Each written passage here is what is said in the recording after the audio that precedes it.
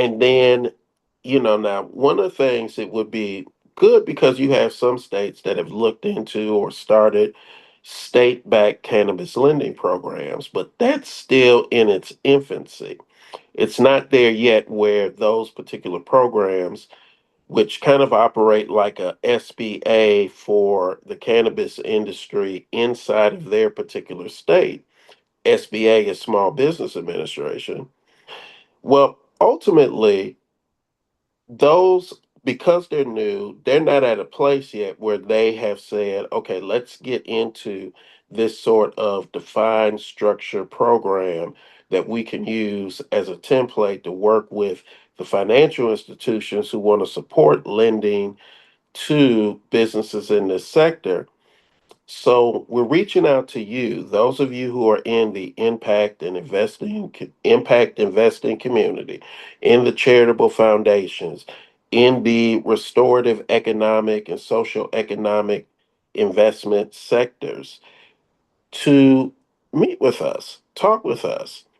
We think we have something in what we're doing with your support that can create a provable model of how do we get these potential innovators into the space to become the next Henry Ford or the next Thomas Edison or the next George Westinghouse or the next Cornelius Vanderbilt or other possible captains of industry that will be able to, one, diversify the economic picture for our future so it's not just the big seven companies that you see that are now bigger than the Dow Jones 500 in terms of the stock market.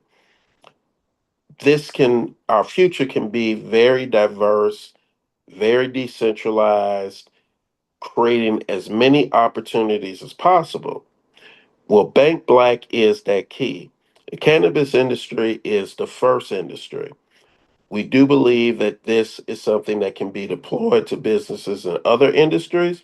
However, we want to make sure that we start here first and make sure that by starting here, that we then are able to grow from here and ensure that what we are doing can work for clean energy, can work for advanced manufacturing, can work for other sectors.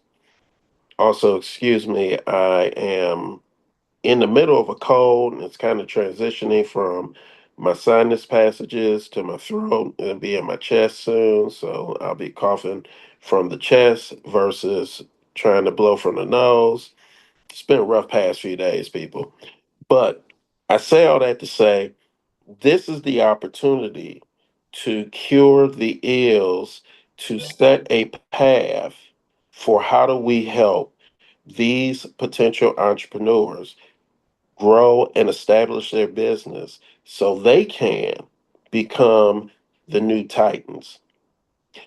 It's not going to happen without something like this being in the middle, being the connected catalyst. But with your support, we can invest, achieve, and grow. We can invest, achieve, and grow. So I want to say by closing or in closing that the Bank Black cannabis compliant banking and capital solution is the right solution for this time because we're in the end game now. And if we don't turn on tools like this, the industry will not be in a position to survive itself from competition from big, from like big alcohol is a good example. You know, alcohol consumption is down because cannabis consumption is up. There's enough data that's been reported on in the past year that shows the correlation.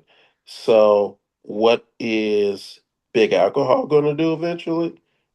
They're going to eventually either want to take over the industry or shut it down, just like it was done back in the 1930s. So ultimately, we've got a finite window of time to get off our snide and get into the game. I'm hoping that you will with me. My name is Eric Foster, board chair of Cannabis Capital,